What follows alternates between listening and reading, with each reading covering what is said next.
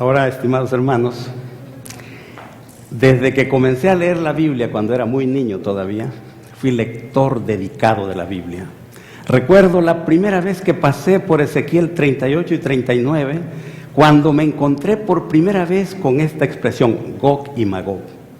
Causó un impacto en mi mente, afectó mi mente, especialmente sentí algo así como un sonido intimidante, como algo amenazante, y despertó un interés en mi mente que nunca se me ha quitado. Me ha durado más de 50 años este interés en este tema. Después, casualmente, por pura casualidad, pasó por mi mente la novela titulada Gog, escrita por Giovanni Papini. No la leí cuando era joven, pero acabo de analizarla cuidadosamente hace 2 semanas, cuidadosamente. Sé ahora con más certeza lo que contiene, pero yo recuerdo que la impresión que me causó la portada de esa novela fue tremenda, porque en la portada aparecía en aquella edición la cabeza terrible, yo diría espantosa, de un personaje siniestro.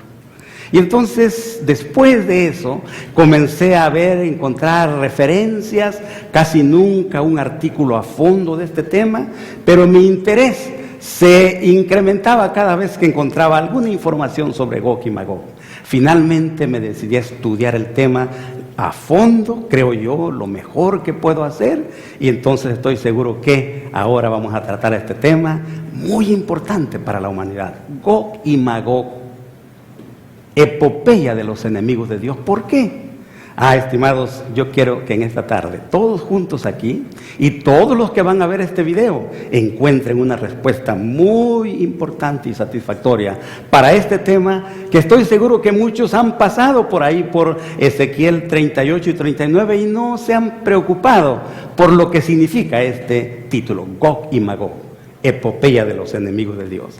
Pero como estamos pues iniciando con este tema, y lo que debemos hacer es ver lo que dice la Biblia al respecto, quiero invitarles a que busquen en Ezequiel capítulo 38, capítulo 39, los 2 capítulos, y entonces vamos a hacer una breve, un examen del contenido de esos 2 capítulos para luego iniciar nuestro estudio. Aquí viene, en esta pantalla, quiero que vean algo que yo vi y quiero que ustedes escriban. Más bien que tengan en sus mentes mientras leemos esto. Los que tienen su Biblia pueden hacerlo, pero se encuentra esto en Ezequiel 38, 3 al 9, dice: así ha dicho Jehová el Señor, yo estoy contra ti, Gog, príncipe soberano de Mesec y Tubal, te quebrantaré, pondré garfios en tus quijadas y te sacaré a ti junto con todo tu ejército, una gran multitud, todos ellos con espadas, Persia, Cus y Fut con ellos, todos ellos con escudo y yelmo, Gomer con todas sus tropas, la casa de Togarma, de los confines del norte, con todas sus tropas. Y luego continúa diciendo: muchos pueblos estarán contigo, sé tú su comandante. De aquí a muchos días serás visitado. Al cabo de los años vendrás al país salvado de la espada, contra gentes recogidas de entre muchos pueblos. Todas ellas vivirán confiadamente. Subirás tú y vendrás como una tempestad, tú con todas tus tropas y muchos pueblos contigo. Ahí se presenta pues Gog. Pero luego entonces en el capítulo 38, versículo 10 al 13, no lo vamos a leer, solamente les explico lo que dice. Ahí explica el propósito que tenía Gog al atacar al pueblo de Dios, sus intenciones. Primero, arrebatar despojos, dice la Biblia, pero básicamente su propósito era destruir al pueblo de Dios. Luego en Ezequiel 38, 14 al 16, la venida de Gog. ¿A qué vendría? Vendría cuando Israel hubiera regresado del cautiverio, después de haber aprendido las lecciones que Dios quería que aprendiera, y llegaría a su tierra, viviría confiadamente, y entonces sería atacado por los grandes ejércitos de Gog y Magog. La otra parte en que se divide este capítulo, 38, 17 al 23, quiero que lo vean aquí porque tiene, muy interesante esto, quiero que tomen en cuenta esto. Miren lo que dice: así ha dicho Jehová el Señor, ¿no eres tú aquel de quien hablé yo en tiempos pasados por mis siervos los profetas de Israel, los cuales profetizaron en aquellos tiempos que yo te había de traer sobre ellos? Eso está en Ezequiel 38:17. Dios dice, ya había profetizado antes por medio de sus santos profetas que Gog vendría a atacar a la tierra. Y entonces, como vamos a ver, esto es sumamente interesante, porque en ninguna ocasión ninguno de los profetas de la Biblia mencionó jamás a Gog y Magog. Entonces, ¿por qué Dios dice que Él ya había anunciado que Él iba a venir? Y que a Él se había referido cuando habló a sus profetas. Así que continuamos diciendo lo siguiente. En el 5, muerte y sepultura de Gog y sus aliados. Ezequiel 39, 1 al 6. Mire lo que dice. Allí en ese tiempo vendría Gog a la tierra de Israel y Dios lo destruiría completamente. Pero quiero que lo vean aquí.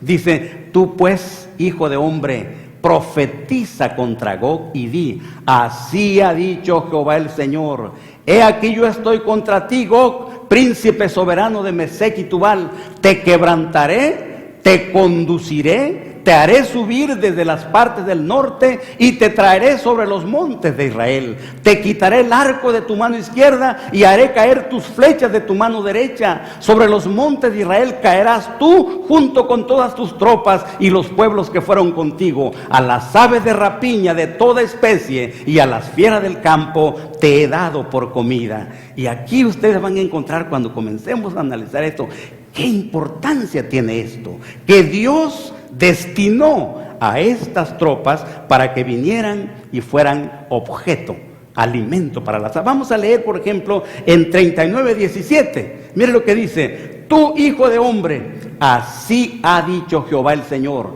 di a las aves de toda especie y a toda fiera del campo, juntaos, venid, reunidos de todas partes junto a mi víctima que sacrifico para vosotros, un gran sacrificio sobre los montes de Israel, comeréis carne y beberéis sangre.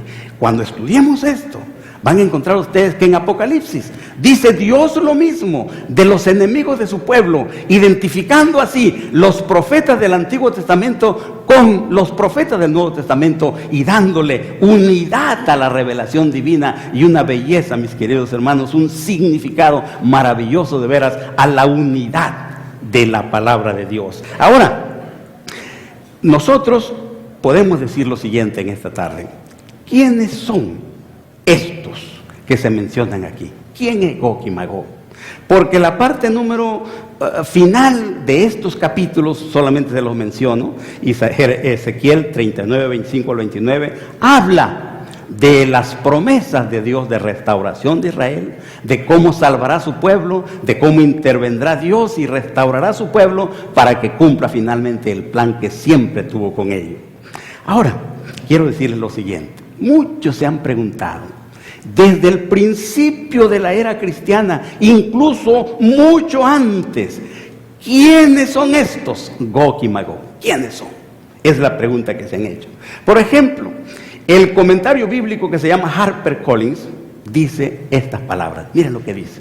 Dice, los oráculos de Ezequiel contra Gog y sus aliados parecen haber tenido una larga y compleja historia literaria. Miles de hombres inteligentes, escritores de todo tipo, han estado estudiando este tema durante toda la era cristiana. Luego, el pastor Robert K. McIver, que escribió un libro que se llama Ezequiel, de una colección muy importante que publicó la Pacific Press, dice estas palabras. Mire lo que dice en su libro. Hay algo acerca de Ezequiel 38-39 que ha llamado la atención de una gran cantidad de intérpretes que van desde eruditos hasta evangelistas de televisión. Parece que así como a mí me impresionó leer ese título, Gog y Magog, parece que a muchos les ha impresionado. Muchos han pensado en eso.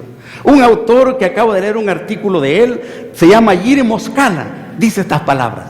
Miren lo que dice, refiriéndose a Ezequiel 38 y 39, dice, una profecía muy singular concerniente a Gog de la tierra de Magog, que ha provocado una cantidad desconcertante de diferentes interpretaciones. esta profecía de Ezequiel es ciertamente uno de los textos más desafiantes de las Escrituras.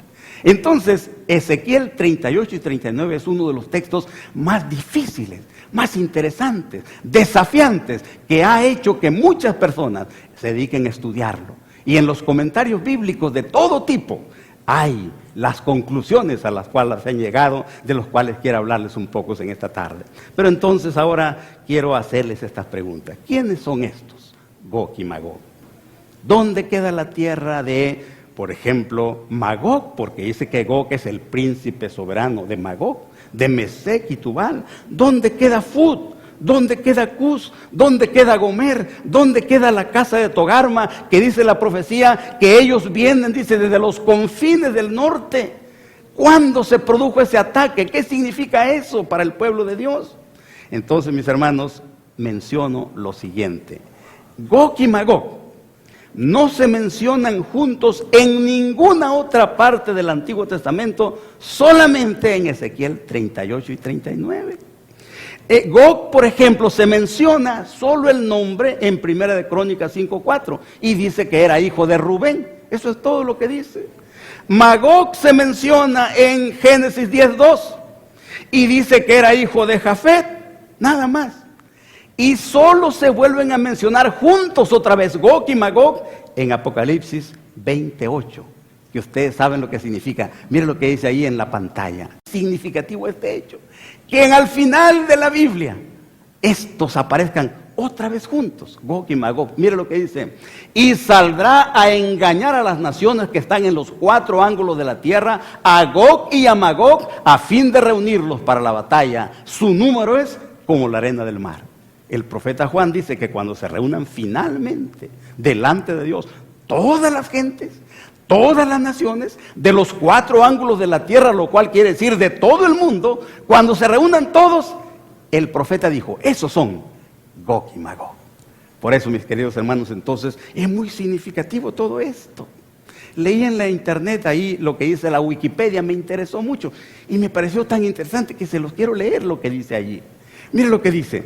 Dice, la tradición de Gog y Magog comienza en la Biblia con la referencia a Magog, hijo de Jafet, en el libro de Génesis, y continúa en la profecía críptica del libro de Ezequiel, que tiene un eco en el Apocalipsis y en el Corán. La tradición es muy ambigua y muy antigua, e incluso la misma naturaleza de Gog y Magog difiere en las diversas fuentes. Son presentadas por algunos como muy formas diversas. Por ejemplo, algunos lo presentan como hombres, otros los presentan como seres sobrenaturales, gigantes o demonios, otros los presentan como grupos nacionales o territorios. Gog y Magog, dice la Wikipedia, aparece en el folclore mundial, en todas las naciones, en todo el mundo, hasta en las naciones no cristianas, aparece este hombre, Gog y Magog. Entonces, ¿qué significado tiene para nosotros? Eso es lo que vamos a estudiar. La literatura rabínica, la literatura y la tradición cristianas han interpretado la profecía de Gog y Magog de maneras diversas, como ya dije, en los últimos 2000 años. Comenzando con Josefo, el erudito e historiador judío, pasando por los padres de la iglesia, famosos y muy respetados, las identificaciones que se han hecho de Gog y Magog, la interpretación que le han dado a esta profecía de Ezequiel 38 y 39 han sido variadas, muy variadas. Por ejemplo, el Corán, que estuve leyéndolo esta semana, el Corán lo menciona. En la Azora 1893 y en la 2196 menciona a Gog, relacionándolo con la tradición que viene por Alejandro Magno, que también está incluido en esto. Luego, muchos han identificado a Gog con Giges, un rey de Lidia en el siglo VII a.C., que los escribas asirios y otros escribían como Gagu o Gogu y dijeron, ese es Gog. Y luego otro, el Corán, por ejemplo, el Corán relaciona a Gog y Magog con lo que ha sido como una tradición en la era cristiana desde el principio, desde allá de Alejandro. Dicen que Alejandro construyó una muralla de acero entre el mar Caspio y el mar Negro para que estas tribus, Gog y Magog, no pudieran pasar hacia el mundo conocido para defender al mundo conocido. Pero, dice la tradición, que en el tiempo del fin, Gog y Magog se van a soltar de esa prisión que les puso Alejandro Magno y entonces van a atacar a la humanidad. Así está esa versión. La enciclopedia judaica también habla de eso, refiriendo también esta leyenda de Alejandro. El historiador de la iglesia Eusebio identificó a Gog y a Magog con el imperio romano. San Ambrosio dijo que Gog eran los godos, una de aquellas tribus del norte de Europa que atacaron, que invadieron el imperio romano y dijeron, este es Gog y Magog. Otros muchos, por ejemplo, durante las conquistas islámicas que vino el islamismo atacando al mundo, especialmente Europa, los cristianos dijeron, esos son Gog y Magog. Otro, cuando Napoleón se convirtió en un azote para el mundo en Europa, dijeron, este es Gog. Y así, mis hermanos, podríamos hablar mucho. ¿Quiénes son estos? ¿Por qué la humanidad está tan interesada? ¿Por qué la humanidad está tan preocupada por ellos? Miren, por ejemplo, lo que quiero presentarles aquí en esto. Miren lo que dice este autor, muy erudito, muy bueno. Dice, en realidad, algunas de las interpretaciones han sido tan interesantes como los capítulos mismos. Por ejemplo, muchos cristianos que se describen como fundamentalistas ven el bosquejo de la Tercera Guerra Mundial en esa profecía, completa con referencias a Rusia y con un plan de batalla para el último gran conflicto. ¿Saben que estos señores dicen que Gog y Magog son Rusia y que ese país, ahora ya se acabó, ustedes saben, pero ellos son los que van a atacar a la humanidad? Pero miren lo que encontré en internet. Ahora, si ustedes van allí, ahí lo van a encontrar. Miren lo que dice, la Tercera Guerra Mundial. Israel se prepara para la guerra con Gog y Magog. Ahora mismo ustedes van a internet y ahí lo encuentran. Y hay información, hay datos, hay avisos.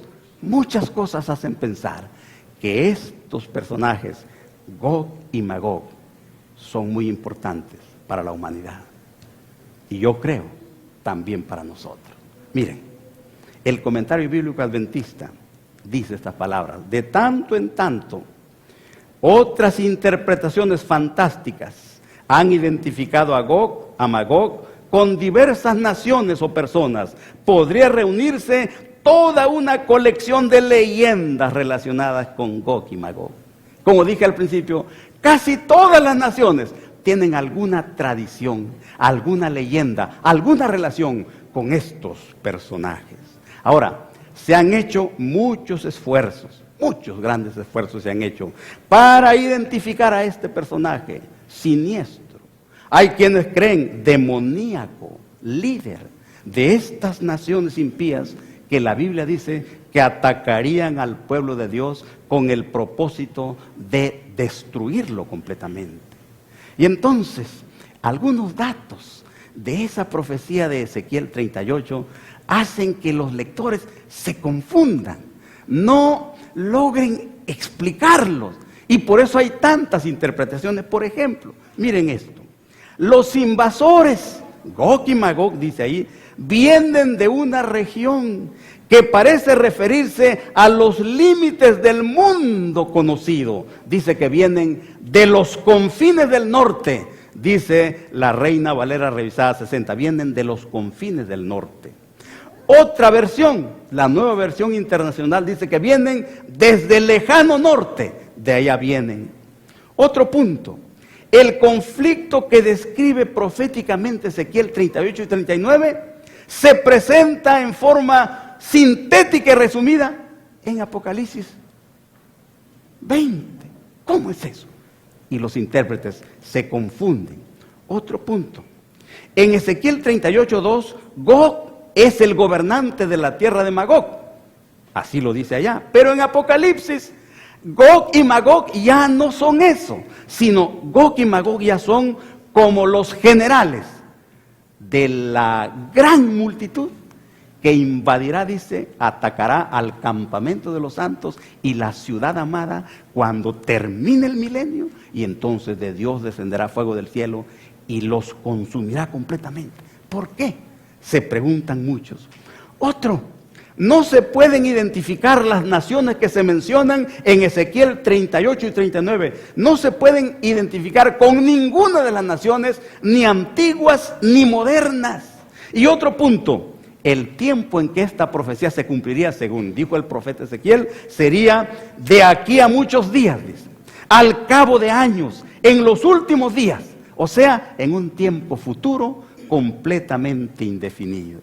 Y por eso el comentario Concordia, yo anoté este dato que les puede interesar a ustedes. Miren lo que dice este comentario bíblico. Los nombres de personas o lugares que se usan aquí, en Ezequiel 38 y 39, dice, se utilizan sin mucha preocupación por la coherencia histórica o geográfica. Hay una abstracción tanto del pasado como del futuro y una proyección hacia el futuro indeterminado. El nombre de Gog y el nombre de los lugares mencionados no nos conducen hacia las circunstancias históricas que prevalecían cuando se escribieron estos oráculos o que prevalecerían en cualquier tiempo futuro. Su función es simbólica y evocan una realidad emotiva a lo que es distante, desconocido y potencialmente peligroso. O sea, que después de analizar completamente esto por mucho tiempo, por muchas personas, han llegado a la conclusión que Gog y Magog no tienen nada que ver con la historia, no tienen nada que ver con la geografía, no se refiere a personajes que puedan identificarse históricamente, dice que se refiere a algo que despierte en la gente una reacción emotiva a lo que es distante, desconocido y potencialmente peligroso. La impresión que me causó a mí cuando leí por primera vez en la Biblia es de Gog y Magog. Y entonces, mis hermanos, ahora podemos decir lo siguiente. Aquí en la pantalla, miren lo que dice. Estos dos nombres, Gog y Magog, han sido motivo de mucha especulación. Al igual que Gog, es posible que el nombre sea simbólico, habiéndose evitado a propósito un parecido demasiado grande con la realidad. Entonces, esas naciones del norte, ese líder poderoso llamado Gog, que el profeta Ezequiel dice que vendría a atacar al pueblo de Dios cuando regresara del cautiverio, cuando ya estará viviendo en su tierra cómodamente, en paz, seguro, no tienen nada que ver con la historia. Son símbolos. Y por eso vamos a hablar ahora de este asunto tan importante en la palabra de Dios. ¿Cuáles son estas personas? ¿Quiénes son estos personajes? Hay dos que pueden empezar a ayudar a identificarlo. Y esos dos puntos que quiero mencionar es lo que dice la Biblia. Miren, número uno. Ezequiel 38 dice que Gog vendría de los confines del norte. Ese detalle es muy significativo. Vendría de los confines del norte. Ahora, ¿quiénes de los profetas hablaron? De enemigos que vendrían del norte a atacar al pueblo de Dios. Mis hermanos, el profeta Jeremías profetizó de la venida de un enemigo del norte. Los primeros capítulos de su libro, especialmente los primeros 6 capítulos, describen el castigo que Dios enviaría sobre su pueblo mediante una nación invasora del norte. Por ejemplo, yo lo tengo anotado aquí. Oigan esto. Por ejemplo, Jeremías 1, 14 y 15 dice, me dijo Jehová, del norte se soltará el mal sobre todos los moradores de la tierra, porque yo convoco a todas las familias de los reinos del norte, dice Jehová, vendrán y pondrá cada uno su campamento a la entrada de las puertas de Jerusalén, junto a todos sus muros en derredor y contra todas las ciudades de Judá. El capítulo 4, versículo 6 dice, alzad bandera en Sión, huid, no os detengáis, porque del norte hago yo venir mal y quebrantamiento grande. Otro texto, Jeremías 6:22, así ha dicho Jehová, un pueblo viene de la tierra del norte, una nación grande se levantará de los confines de la tierra. Y el mismo profeta Jeremías en el capítulo 19 y en el capítulo 20 de su libro identifica que estos amigos del norte son Babilonia y los caldeos. Entonces, los profetas que hablaron antes de Gog y Magog eran uno Jeremías, porque dice que una nación del norte vendría a atacar al pueblo de Dios. Y hermanos, en la tradición de la Biblia, en la tradición del Antiguo Testamento, en la tradición de la antigüedad, el norte es un asunto muy importante.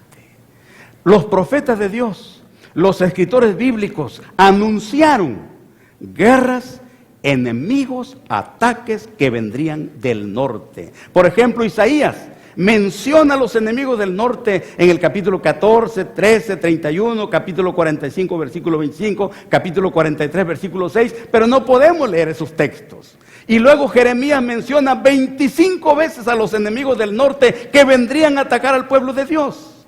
Y mis hermanos, el norte en la Biblia es el símbolo del poder enemigo de Dios. Ustedes saben, por ejemplo, que dice en Salmo 48:2, mire lo que dice, Salmo 48:2, hermosa provincia, el gozo de toda la tierra es el monte de Sión a los lados del norte. Dios, el rey de Sión, dice la Biblia, reina a los lados del norte, es el rey del norte Dios. Pero mis hermanos, en Isaías 14, 12 al 14, dice que Lucifer dijo, yo subiré al cielo, en lo alto junto a las estrellas de Dios levantaré mi trono y en el monte del testimonio me sentaré a los lados del norte. Entonces Dios es el rey del norte. Satanás intentó tomar, poseer, apropiarse del trono de Dios y quitarlo de ahí naturalmente. Y entonces Satanás es el falso rey del norte, el enemigo de Dios que trató de derribarlo de su trono, sentándose él ahí a los lados del norte. Y por eso en la Biblia se menciona constantemente, por lo menos con frecuencia, enemigos en los profetas de Dios que vienen del norte a atacar al pueblo de Dios. El norte era considerado en la antigüedad como un lugar de amenaza y misterio. El norte para los habitantes de la antigüedad era una región misteriosa que se encontraba en los confines del mundo, en lo más alejado del mundo conocido. Por eso el norte se menciona como el punto de origen de los enemigos de Israel. Y por eso en Ezequiel 39:4 dice, sobre los montes de Israel caerás tú y todas tus tropas y los pueblos que fueron contigo. Otro punto importante que nos ayuda a acercarnos a identificar bien a este personaje extraordinario es el profeta Isaías. El profeta Isaías dice que los enemigos que vendrían del norte caerían sobre los montes de Israel. Y esos enemigos a los cuales se refiere Isaías son los asirios.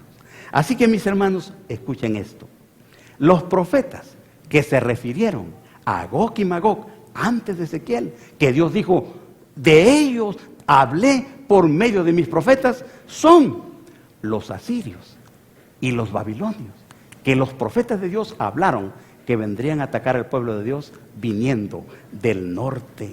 Ahora, Ezequiel los llamó Gog y Magog, porque esa expresión es como un símbolo de todos los enemigos de Dios a través de toda la historia, desde el principio hasta el fin de la humanidad. Y entonces ahora vamos nosotros iniciando una comprensión mejor de esto. Por ejemplo, dice un autor que tengo aquí citado, no les doy la cita, dice, el Gog de Ezequiel 38-39 es como un representante transhistórico de los poderes cósmicos del caos. Así lo veía la humanidad, el símbolo supremo de la anticreación, el opositor por excelencia a la soberanía divina. A ese le llamó el profeta Ezequiel Gog y Magog. Y a ese se refiere el profeta Juan en el Apocalipsis, cuando ve reunidas a todas las gentes de todas las edades ante el trono de Dios. Y dice él, esos son Gog y Magog. Por eso, estimados hermanos, en esta tarde yo quiero invitarlos a que empecemos a ver quiénes son estos, Gog y Magog. Y para eso quiero relatarles el papel de Israel en la profecía del Antiguo Testamento. Solamente así podemos saber con certeza quiénes son estos personajes que han inquietado tanto a la humanidad y que dicen los intérpretes que son el símbolo de los enemigos de Dios. Quiero invitarles a que se relajen un poco y quiero hablarles acerca de esto, que está en el Comentario Bíblico Adventista, tomo 4, página 27 al 40, viene ahí ampliamente. Yo quiero hacer un breve resumen de eso. Y luego viene un trabajo hecho por Richard M. Davidson, titulado Principles for Interpreting Old Testament Eschatological Prophecies, especialmente una sección muy extraordinaria que se llama God's Original Plan for Old Testament Israel. Esos hombres hacen un análisis del papel de Israel en la profecía bíblica, que es la única forma que podemos saber nosotros cómo llegar a conocer lo que esos profetas dijeron con respecto a Israel y el plan de Dios para con ellos. Oigan ahora lo siguiente, ahora escuchen esto. Cuando Moisés era el dirigente del pueblo de Dios, Dios le dio el mensaje de lo que Dios quería que él hiciera con Israel cuando llegaran a la tierra prometida. Moisés no entró a la tierra prometida, entonces le encargó a Josué que cumpliera esta misión que Dios le había encomendado a Israel. Dios le dijo que cuando Israel llegara a Canaán, Dios enviaría, dice, avispas para sacar a los cananeos de allí y expulsarlos de la tierra. En otra versión dice tábanos. Israel debía sacar a esas naciones que estaban allí, entregadas completamente al mal, pero debía salvar a los que aceptaran y respondieran a los actos de Dios, a los poderosos actos de Dios, como ocurrió precisamente con Rahab la ramera. Rahab oyó que Dios había abierto el Mar Rojo, oyó que Dios había abierto el Jordán para que su pueblo pasara en seco, se conmovió su corazón, aceptó que Dios era poderoso más que sus dioses y fue salva. Esa era la misión de Israel. Si Israel permanecía fiel en la tierra prometida, las bendiciones de Dios se derramarían, mis hermanos, gloriosamente sobre el pueblo. Y el Comentario Bíblico Adventista da 7 formas cómo se manifestaría esta bendición personal para cada israelita y nacional para todos ellos. Miren, 7 aspectos. Número 1, santidad de carácter. Si ellos eran santos, como Dios le dijo, sed santos porque yo soy santos, entonces Dios podría derramar sobre ellos bendiciones materiales sobreabundantes. La otra característica que tendría esta bendición es esta: bendiciones de la salud. Con el tiempo, por la fidelidad de ellos y por la bendición de Dios, desaparecería completamente la debilidad y la enfermedad. Al poner en práctica los principios de la salud dados por Dios, entonces desaparecería el sufrimiento, desaparecería la enfermedad. Y Dios dijo a ellos estas palabras que se encuentran en Éxodo 15:26: ninguna enfermedad de las que envié a los egipcios te enviaré a ti, porque yo soy Jehová tu sanador. Salud perfecta. Todos tendrían salud perfecta. Otro punto notable, extraordinario, dice que tendrían intelecto superior. Todos. La cooperación con las leyes naturales de Dios, las leyes que rigen el cuerpo, la mente, el alma, daría como resultado una fuerza mental superior y creciente. El pueblo de Dios recibiría la bendición del vigor intelectual, recibiría la bendición de una aguda perspicacia, un sano juicio.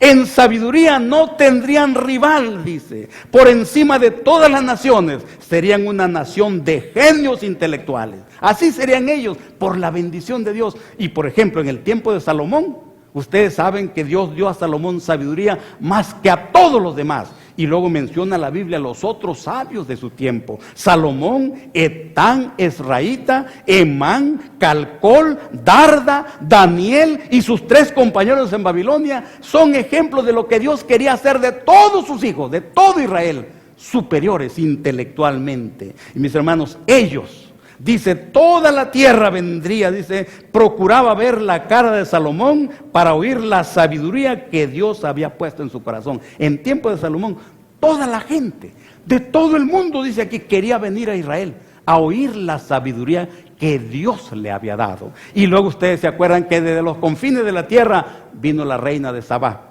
a ver a Salomón para oír su sabiduría. Así serían todos ellos. Otro punto. Tendrían habilidades para la agricultura y la ganadería. Al cooperar el pueblo de Dios con las instrucciones de Dios con respecto al cultivo de la tierra y todos esos requisitos para que la tierra produzca y se mantenga fértil, que ahora los sabios lo han investigado y lo han sabido, mientras ellos hicieran eso, mis hermanos, la fertilidad de la tierra se recuperaría otra vez. Poco a poco la tierra se iría deshaciendo de cardos y espinas. Poco a poco la tierra sería embelleciendo, hasta que llegaría un día que la tierra sería como el huerto del Edén. Por la práctica divina en el cultivo de la tierra. Eso era lo que Dios tenía propuesto para Israel, que la tierra se convirtiera en un Edén por el sistema divino de cómo cultivar la tierra establecido por Dios. Por ejemplo, mire, quiero que lean esto aquí. Este se encuentra en Isaías 35. Estoy seguro que ustedes lo conocen. Dice: se alegrará en el desierto y la soledad. El yermo se gozará y florecerá como la rosa. Florecerá profusamente y también se alegrará y cantará con júbilo. La gloria del Líbano le será dada, la hermosura del Carmelo y de Sarón. Ellos verán la gloria de Jehová, la hermosura del Dios nuestro. Así se convertiría la tierra poco a poco por la bendición de Dios, al poner en práctica los principios del cultivo, del cuidado de la tierra. Otro punto que es extraordinario también: tendrían habilidad excepcional en la artesanía. Serían sabios.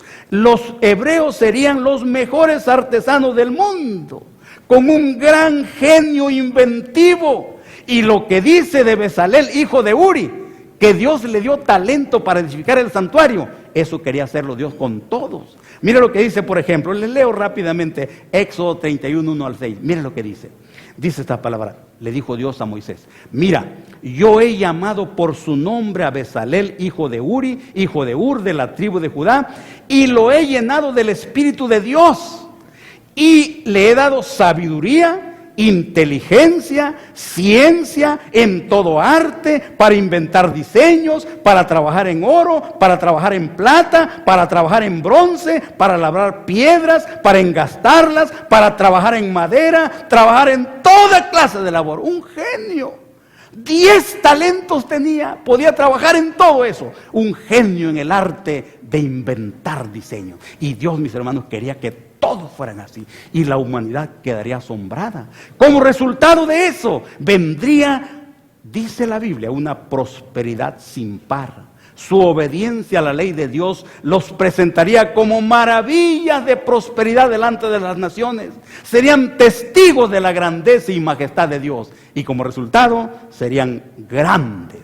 Una nación grande delante de toda la tierra. Dios quería que Israel fuera la nación más grande, cabeza y no cola de todas las naciones. Dios quería que Israel fuera sobre todas las naciones motivo de alabanza, motivo de gozo, motivo de asombro. Todas las naciones verían que Dios estaba con ellos y que su nombre era invocado sobre ellos, y serían benditos en todas las formas posibles. Miren, sabemos por indicación divina que durante el tiempo y el reinado de David, el reinado de Salomón, este plan divino para Israel estuvo a punto de alcanzarse. En la época de Salomón, dice la Biblia, la plata no era apreciada. Dice que Salomón llenó a Jerusalén de plata como piedras. No tenía valor. porque había demasiadas riquezas. Y mire lo que dice, por ejemplo, en 1 Reyes 10:23. Así excedía el rey Salomón a todos los reyes de la tierra en riquezas y en sabiduría. No había otro como él en riquezas, no había otro como él en sabiduría. Y mis hermanos, los profetas del Antiguo Testamento, especialmente Isaías, especialmente él, hablan de lo que Dios haría por Israel cuando regresara del cautiverio. Dios los bendeciría, derramaría sobre ellos agua limpia, transformaría la mente, el corazón, los convertiría, los haría personas santas, nuevas completamente, dice, y pondré de entre vosotros mi espíritu, y haré que andéis en mis estatutos, y guardéis mis preceptos, y los pongáis por obra. Y a medida que Israel fuera fiel, a medida que las bendiciones de Dios se derramaran sobre ellos, a medida que la gente viera las bendiciones que tenía, poco a poco la gente, las otras naciones comenzarían a pensar en ir a Israel. Jerusalén se convertiría en un motivo de alabanza en toda la humanidad. El pueblo de Dios se convertiría en testigo de su carácter y de su amor. Israel sería luz para todas las naciones. Israel sería una oferta de salvación por el mismo hecho de existir. Sería una oferta de salvación para toda la humanidad. Y miren lo que dice, quiero leerles esto, porque es extraordinario de ver. Miren lo que dice en Miqueas 4:1 y 2. Miren lo que dice. Dice, acontecerá en los postreros tiempos que el monte de la casa de Jehová será establecido por cabeza de montes y más alto que los collados. Y correrán a él los pueblos. Vendrán muchas naciones y dirán, venid, subamos al monte de Jehová, a la casa del Dios de Jacob, nos enseñará sus caminos, andaremos por sus veredas, porque de Sión saldrá la ley y de Jerusalén la palabra de Jehová. Las naciones del mundo dirían, vamos a Jerusalén, porque de ahí sale la ley, de ahí sale la palabra de Jehová. Y miren lo que dice aquí en Zacarías 8:20 al 23, extraordinario, mis hermanos, es lo que Dios quería hacer por Israel. Miren lo que dice, así ha dicho Jehová de los ejércitos, aún vendrán pueblos y habitantes de muchas ciudades, y vendrán los habitantes de una ciudad a la otra y dirán, vamos a implorar el favor de Jehová y a buscar a Jehová de los ejércitos, yo también iré. Y vendrán muchos pueblos y fuertes naciones a buscar a Jehová de los ejércitos en Jerusalén y a implorar el favor de Jehová. Así ha dicho Jehová de los ejércitos. En aquellos días acontecerá que 10 hombres de las naciones de toda lengua tomarán del manto a un judío diciendo, iremos con vosotros porque hemos oído que Dios está con vosotros. ¿Imaginan ustedes?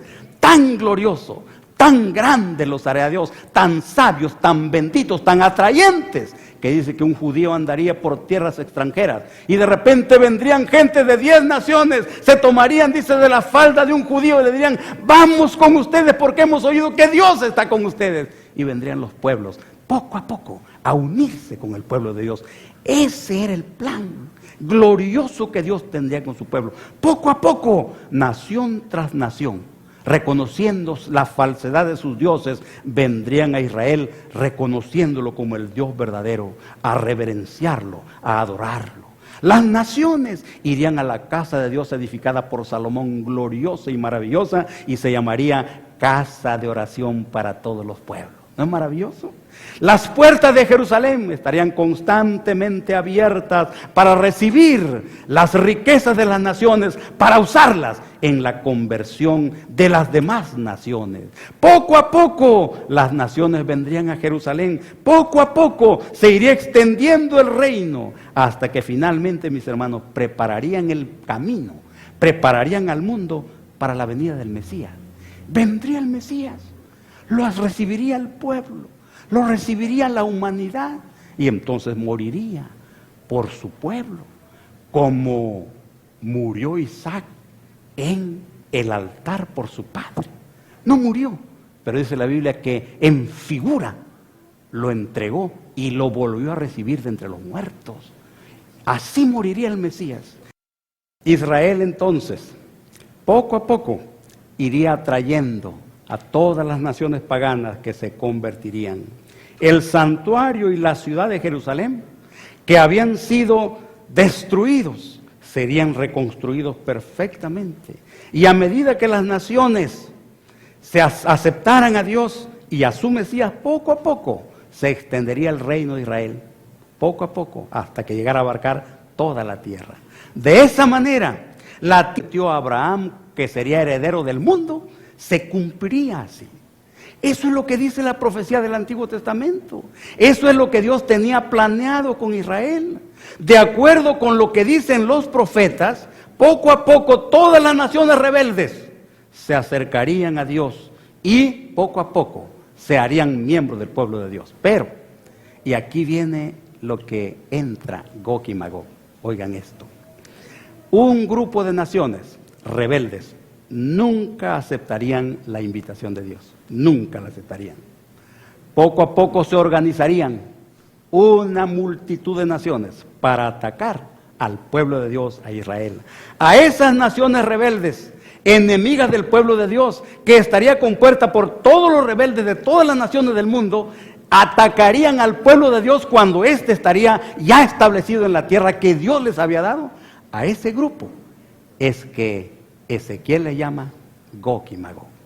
Las naciones que atacarían a Israel porque no quisieron aceptar el plan de Dios, porque se rebelaron contra Dios, porque se negaron a aceptar la salvación, a esas naciones rebeldes sin remedio, entonces vendrían a atacar al pueblo de Dios, vendrían del norte, y entonces Dios los destruiría en la tierra de Israel. Y por eso, mis hermanos, todas esas naciones se llaman Gog y Magog. Y Dios, mis hermanos, dice la Biblia, que los destruiría con todas las señales apocalípticas de su ira. Por ejemplo, lo que dice aquí en esto: yo litigaré contra él, refiriéndose a Gog, con pestilencia, con sangre, y haré llover sobre él, sobre sus tropas y sobre los muchos pueblos que están con él, impetuosa lluvia, piedras de granizo, fuego y azufre. Dios destruiría a estas naciones rebeldes que atacarían a su pueblo. Dios lo intervendría. Por ejemplo, tal vez ustedes han leído, pero no le han dado ese significado y han quedado un poquito perplejos. Cuando leen, por ejemplo, en Josué, capítulo 10, versículo 11, por ejemplo, dice que cuando en la conquista de Canaán, Israel estaba en una tremenda confrontación con los amorreos, dice que finalmente Israel los estaba derrotando y ellos iban huyendo. Cuando llegaron a la bajada de Bet Orón, dice allí, dice que Dios arrojó del cielo grandes piedras. Dios le tiró piedras del cielo. Mientras ellos iban bajando la bajada de Bet Orón, del cielo Dios le tiró grandes piedras, y fueron más los que murieron por las piedras del granizo que Dios les tiró del cielo que las que murieron a espada por el trabajo de Israel. Y luego en ese mismo día Dios hizo el mayor milagro, según yo, de la antigüedad. Josué vio que no podía terminar la batalla. Vio Josué que no podían terminar antes de la puesta del sol. Vio Josué que los enemigos iban a entrar a una ciudad fortificada y era necesario terminar la batalla ese día. No podía pasar, yo no sé por qué, pero por implicaciones seguramente del conflicto de los siglos. Entonces dice que le dijo al sol: sol, detente en Gabaón, y tu luna, no pases de Ayalón. Dice que el sol se detuvo casi un día entero hasta que el pueblo se vengó de sus enemigos. Nosotros no entendemos eso cuando leemos. Pero mis hermanos, porque eso tiene significado final, significado escatológico. Aquellas batallas no eran batallas comunes, eran batallas del conflicto de los siglos. Por eso ahora, cuando Israel se vería atacada por estas naciones al final del tiempo, cuando terminara la historia, cuando Dios ya tendría establecido a su pueblo en la tierra nueva, entonces dice que esos pueblos que atacarían a Israel, Dios los destruiría, mandando sobre ellos piedras de granizo, fuego y azufre, como hizo muchas veces en las grandes batallas del pueblo de Dios en la antigüedad. Esos son Gog y Magog. Ahora, mis queridos amigos, Dios ha dado muchas revelaciones, ha dado muchas explicaciones. Pero yo quiero leerles un texto muy significativo. Quiero pedirles que los busquen en su Biblia. Éxodo 23, versículo 22, estas palabras: pero si en verdad oyeres su voz e hicieres todo lo que yo te dijere, seré enemigo de tus enemigos y afligiré a los que te afligieren.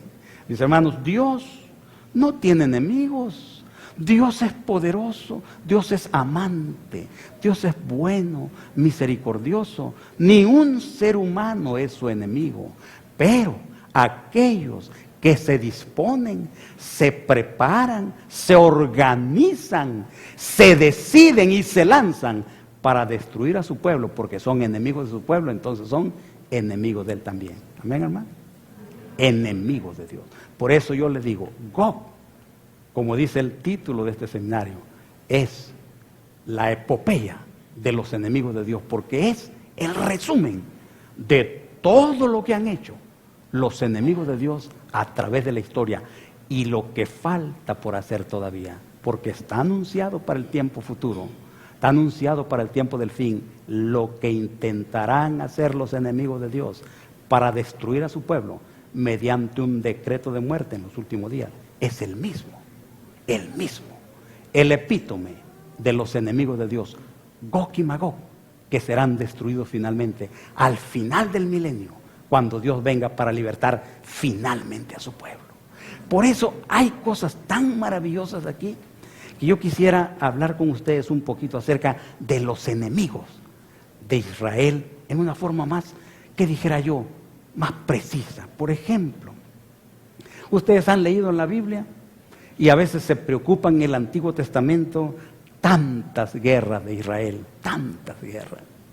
Se preocupan, por ejemplo, cuando oyen que a Dios se le llama en el Antiguo Testamento Jehová Sebaot, o sea, Jehová de los ejércitos. ¿Por qué Jehová de los ejércitos?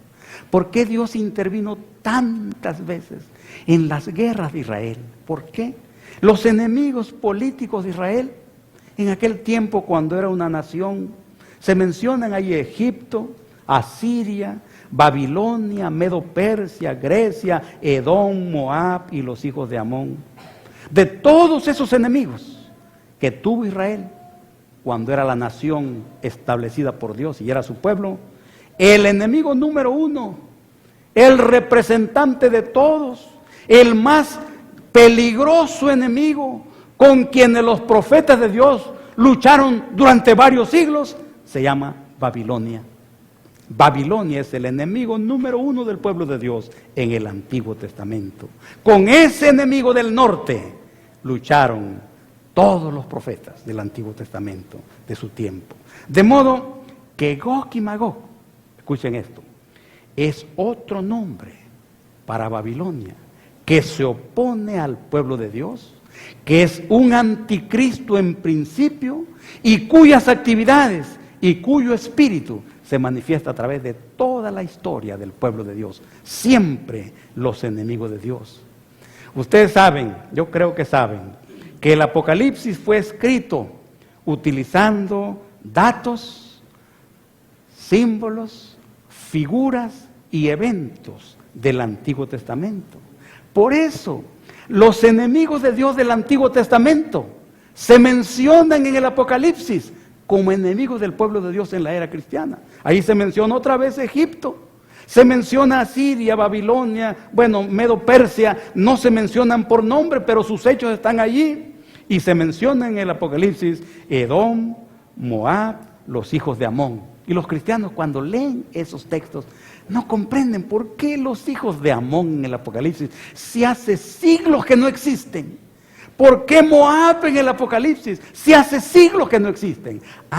Porque Dios quiere que nosotros sepamos que el Antiguo Testamento es muy importante y que el Nuevo Testamento complemente el Antiguo Testamento. Dios quiere que nosotros sepamos que la historia de la redención que inició en el Antiguo Testamento es digna de confianza y que terminará según las promesas de Dios en el Nuevo Testamento. Dios quiere que veamos que así como libró a su pueblo milagrosamente en la batalla, por ejemplo, esta de la bajada de Bet Orón que mencioné el día que hizo que el sol se parara, así como intervino en aquel tiempo contra los enemigos de su pueblo, así intervendrá en todas las ocasiones en que los enemigos seculares del pueblo de Dios intenten destruirlo, como está anunciado en la Biblia, que van a intentar en los últimos días. Amén, hermano. Ese es el principio. Y eso nosotros tenemos que conocerlo para desarrollar confianza en la Biblia, para desarrollar fe en la Biblia, para ver que es maravillosa de veras, que es verdaderamente asombrosa, que si la leemos descuidadamente o no la leemos como deberíamos, no sacamos el beneficio que deberíamos sacar. Pero cuando la leemos con oración, con detenimiento y la escudriñamos un poquito aquí, otro poquito allá, vamos sacando la enseñanza que Dios tiene para su pueblo. Por eso, mis hermanos, los enemigos de Israel del Antiguo Testamento se mencionan en el Apocalipsis para que nosotros sepamos que el mismo Dios que intervino entonces va a intervenir siempre que sea necesario para salvar a su pueblo. Amén, hermano. Ese es el principio. Ahora escuchen esto. Por lo tanto, dice el comentario bíblico adventista, Babilonia ha sido reconocida literal y simbólicamente desde hace mucho tiempo como la enemiga tradicional de la verdad y del pueblo de Dios. Babilonia, como se usa en el Apocalipsis, simboliza desde la antigüedad hasta el fin del tiempo a todas las organizaciones religiosas, apóstatas y a sus caudillos. Por eso en el Nuevo Testamento, igual que en el Antiguo Testamento, el enemigo del pueblo de Dios, ¿cómo se llama? Babilonia. Y saben que en el comentario bíblico adventista, en el capítulo 18 de Apocalipsis, hay una nota adicional en el capítulo. Los que tienen acceso a ese, léanlo, donde viene una comparación entre la Babilonia del Éufrates, la Babilonia literal de la antigüedad, y la Babilonia mística del Apocalipsis. ¿Cómo? Para identificar el carácter y las intenciones de esta Babilonia mística que se menciona en el Apocalipsis, hay que estudiar lo que Dios dijo de Babilonia en el Antiguo Testamento. Porque lo mismo que se dice de la Babilonia del Antiguo Testamento, se dice de la Babilonia del Nuevo Testamento, bien pareadas, una declaración tras otra, iguales son, porque Babilonia es el enemigo número uno del pueblo de Dios. Por ejemplo, a manera de ilustración, miren ustedes saben que en Apocalipsis capítulo 16, versículos 12 al 16, es la sexta plaga. Ahí habla de la batalla del Armagedón. Dice la Biblia que el dragón, la bestia y el falso profeta convocan a todas las naciones a una batalla que se llama la batalla de aquel gran día del Dios Todopoderoso. Así dice ahí. Y entonces reúnen a todas las naciones en un lugar que en hebreo se llama Armagedón. En el capítulo 16 de Apocalipsis se anuncia la batalla, pero la batalla se libra en el capítulo 19.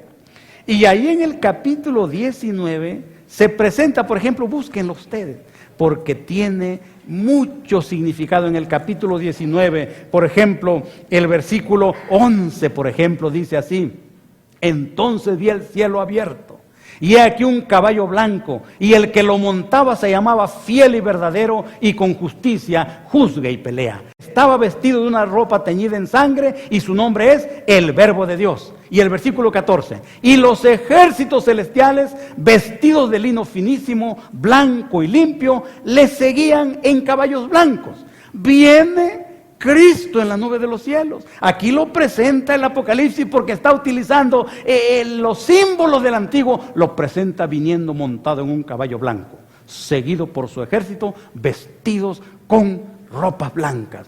Vienen a la batalla. Él es el Verbo de Dios que juzga y pelea justamente. Vienen a la batalla. ¿Contra quién vienen a la batalla? Ah, mis hermanos, vienen para pelear contra la bestia y el falso profeta. Y luego entonces hay algo aquí que yo quisiera que ustedes supieran. Miren lo que dice aquí. Por ejemplo, quiero que vean aquí en cuando termina la batalla, porque en Apocalipsis 19 no se presenta la batalla, sino los resultados, la consecuencia, cómo terminó la batalla. Miren lo que dice el versículo, por ejemplo, 19-17. Vi un ángel que estaba de pie en el sol y clamó a gran voz diciendo a todas las aves que vuelan en medio del cielo: venid y congregaos a la gran cena de Dios, para que comáis carne de reyes y capitanes, y carne de fuertes, carne de caballos y de sus jinetes, carne de todos, libres y esclavos, pequeños y grandes. Ahora piensen en eso. Dios invitando a todas las aves del cielo y las bestias de la tierra, vengan, les he preparado un banquete, una cena, va a haber carne de caballo, va a haber carne de jinete, va a haber mucha sangre, para que todos ustedes se llenen, para que coman. Dios, no, mis hermanos, lo que hizo fue utilizar el vocabulario y los símbolos que utilizó cuando habló de Gog y Magog, que iba a traerlos a la tierra de Israel y que lo daría a las aves del cielo por comida.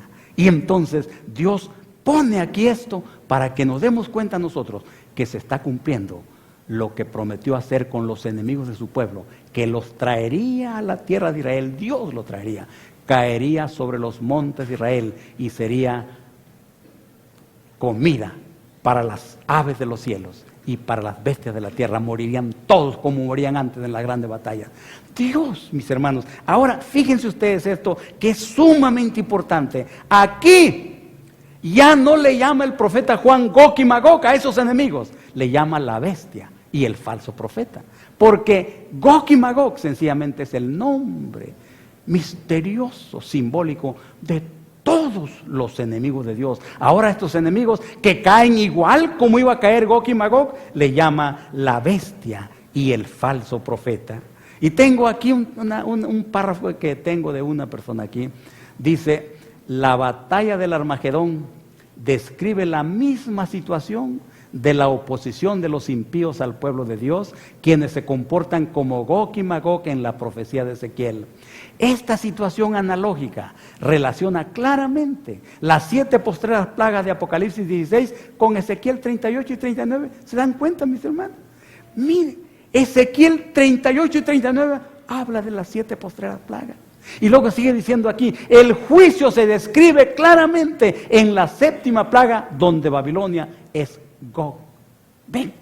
Y el capítulo 19 describe el castigo de las grandes potencias anticristianas, que es la 7ª plaga, en Gog y Magog, en aquella forma rara, indudablemente inspirado por Dios, con propósitos difíciles de discernir, pero sagrados. El profeta escribió en forma rara, extraña, misteriosa, lo que vendría del norte, la invasión de Gog y Magog.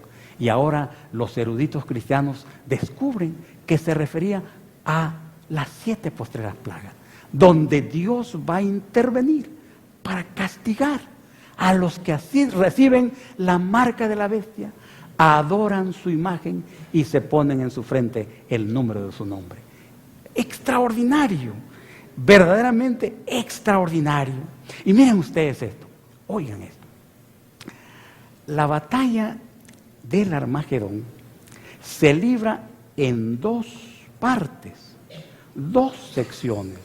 Una parte es antes de, una parte de la batalla es antes de la venida de Cristo, que es la que se menciona en Apocalipsis capítulo 16, capítulo 18, capítulo 19. Esos capítulos mencionan la gran batalla de aquel gran día del Dios Todopoderoso. Y la otra parte de la batalla se describe al final del milenio, en Apocalipsis 27 al 9. Y ahí, mis hermanos, miren lo que dice ahí. Cuando los 1000 años se cumplan, Satanás será suelto de su prisión y saldrá para engañar a las naciones que están en los 4 ángulos de la tierra, a Gog y a Magog, para reunirlos para la batalla. Su número es como la arena del mar. Subieron por la anchura de la tierra y rodearon el campamento de los santos y la ciudad amada, pero de Dios descendió fuego del cielo y los consumió. Ese es el fin de la batalla de aquel gran día del Dios Todopoderoso, que aquí en esta parte el profeta Juan lo llama la batalla de Gog y Magog, que van a cercar el campamento de los santos, pero en el capítulo 16 lo llama la batalla de Armagedón. Los nombres sencillamente son nombres hebreos que conectan al Apocalipsis con el Antiguo Testamento, para que el cristiano pueda ver cómo Dios ha estado obrando con su pueblo sin interrupción. cuidándolo a través de la historia, ayudándolo a través de la historia para que sobreviva, para que pueda vencer a sus enemigos. Y por eso, mis hermanos, dice en un libro que está circulando por ahí, que es excelente, se llama Secretos del Apocalipsis, escrito por el doctor Jacques Ducamp. Miren lo que dice ahí, estas palabras del doctor Jacques Ducamp. Dice, el escenario, refiriéndose a lo que ocurre al final del milenio, dice, el escenario es similar al del Armagedón, al final del milenio, un escenario similar al del Armagedón que ocurrió antes del milenio. Ambos muestran la reunión de las naciones para el conflicto y su fin trágico en el lago de fuego. Y ambas batallas reciben un nombre hebreo. El nombre de la batalla Gog y Magog deriva también de la historia de Israel. Hermanos, Dios ha estado luchando a través de la historia para salvar a su pueblo, porque el enemigo principal, el número uno, el más peligroso y que resolvió desde que nació el Mesías, dice el Apocalipsis, destruirlo. Y ha tratado de destruir al pueblo de Dios desde el principio, Satanás. Entonces Dios ha estado vigilando a su pueblo, cuidándolo sin descansar a través de toda la historia. Y cuando finalmente termine esto, mis hermanos, será la victoria definitiva de Dios sobre sus enemigos por toda la eternidad. Y aquí hay algo que estoy seguro que a ustedes les va a causar la misma impresión que me ha causado a mí. Dice aquí que los enemigos de Dios vienen, dice, las naciones que están en los 4 ángulos de la tierra, Gog y Magog, los 4 ángulos de la tierra. De ahí suben las naciones que van a circundar la Nueva Jerusalén, intentar atacarlo y destruir al pueblo de Dios, el último intento de largo conflicto de Satanás. Miren ustedes esto.